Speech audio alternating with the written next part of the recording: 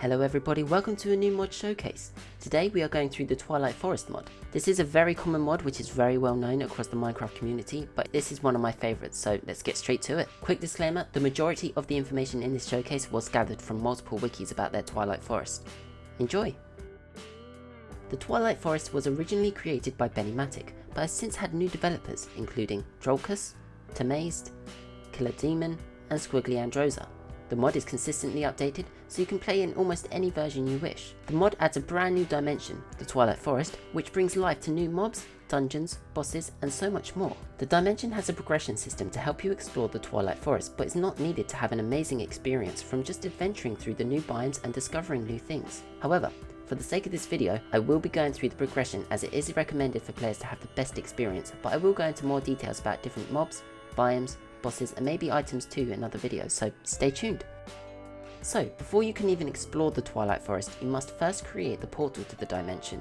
This is easily done with 12 flowers, or mushrooms of any type, 4 blocks worth of water, and 1 diamond. Once you have these, you need to create a 2x2 hole as shown.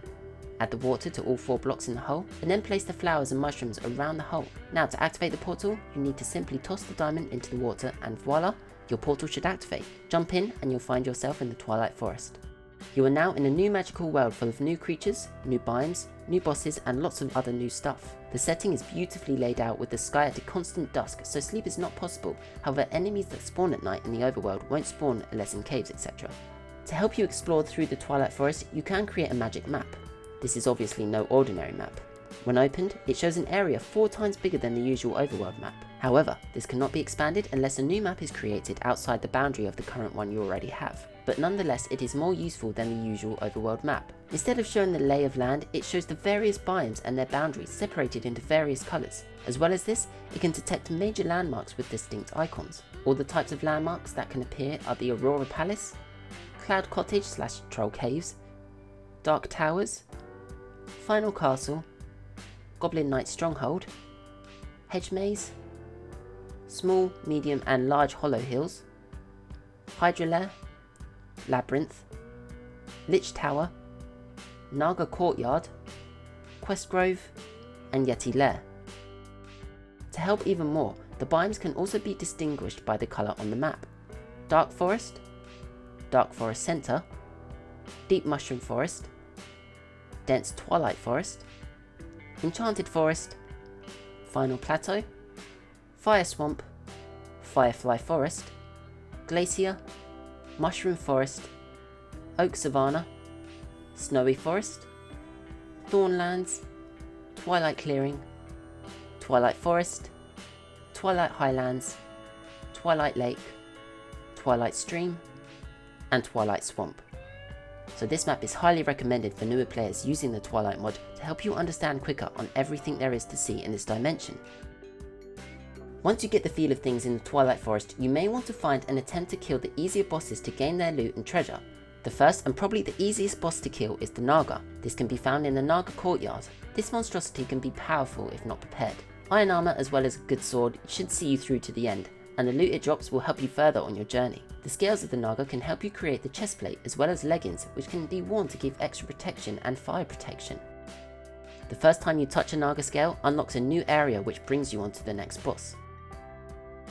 The next boss you should encounter is the Twilight Lich. This boss can be found in the Lich Tower, which is a large compound with many towers in the forest. You will only be able to access this place once you have defeated the Naga.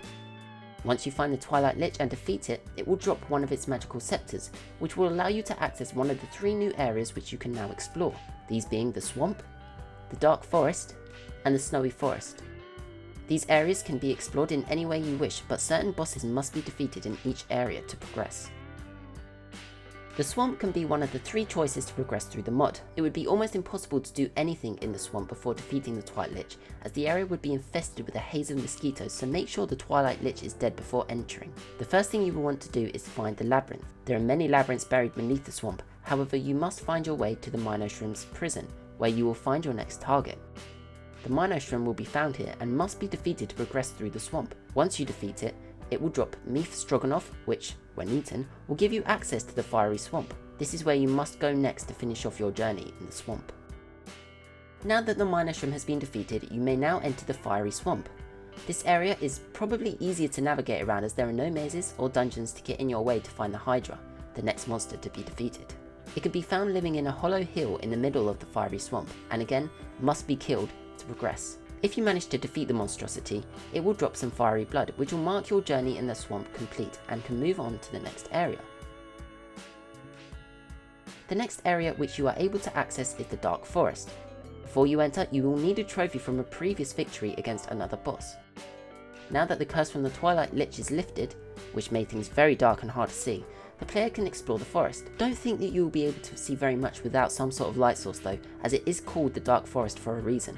Your first task is to locate the Twilight Knight stronghold. In this stronghold, you will need to find a room in the upper ruins which contains a trophy pedestal which will unseal the doors to the lower levels of the stronghold, only once a trophy has been placed on it, which can be looted once the player has killed a boss. No specific type of trophy needs to be placed, but you can get the trophy back anyway as the doors will stay permanently open. Now, you must find the Night Phantoms and defeat all 6 of them.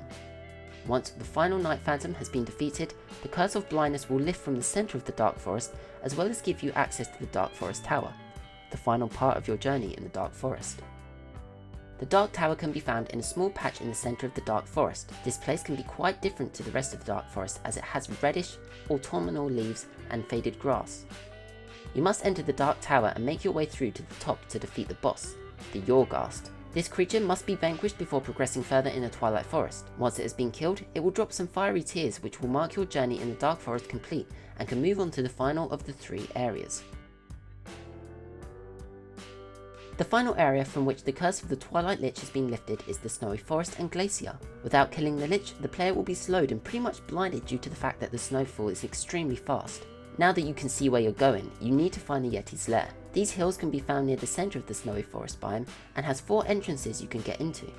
Once you make your way in, it isn't a very big area, however you will find packs of Yetis surrounding the Alpha Yeti.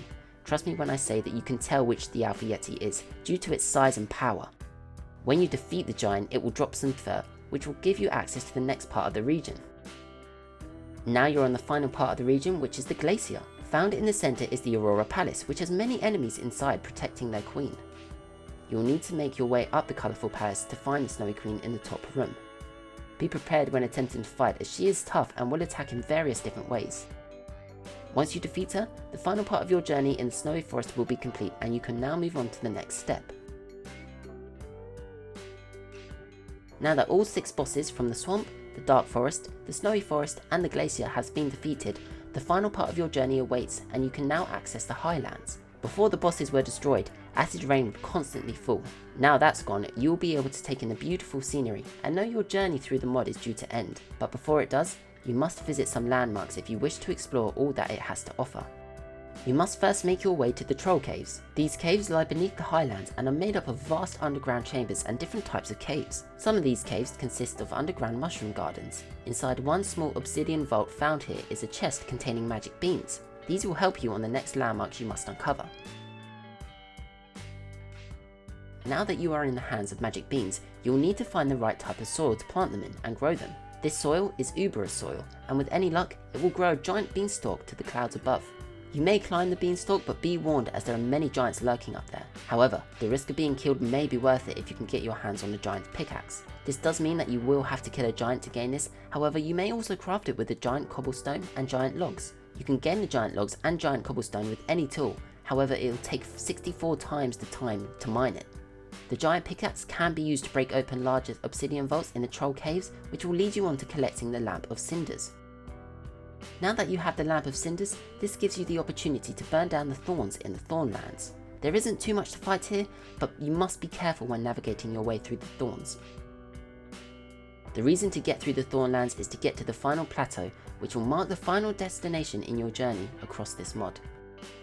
Now you are probably expecting and excited to see some big reveal considering the journey you've had. Well, sorry to put a downer on the situation, but you will find nothing.